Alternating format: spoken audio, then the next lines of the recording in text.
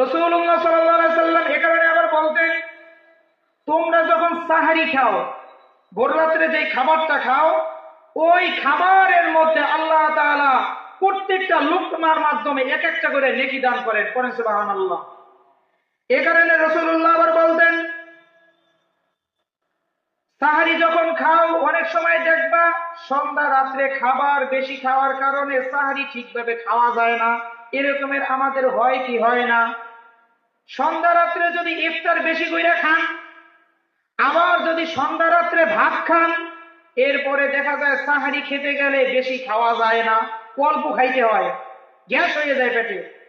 এ কারণে নবীজি বলতেন, যদি এরকমের তোমাদের মধ্যে অবস্থা দেখা যায়, সন্ধ্যা রাত্রে বেশি খাওয়ার কারণে শেষ রাত্রে তুমি কম খাবা, সেই ক্ষেত্রে তোমার ওই কম খাবারকে অনেকগুলো লোকমা বানাবা, অনেকগুলো লোকমা বানাবা, কারণ এক একটা লোকমার মাধ্যমে আল্লাহ তাআলা এক একটা করে নেকি দান করেন।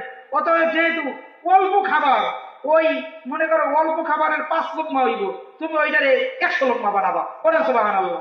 কারণ লোকমা দিলেই নাকি, লোকমা দিলেই নাকি।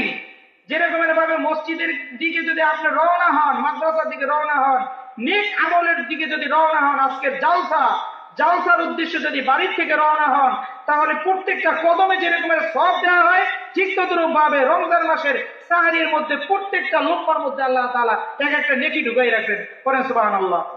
এ কারণে আমরা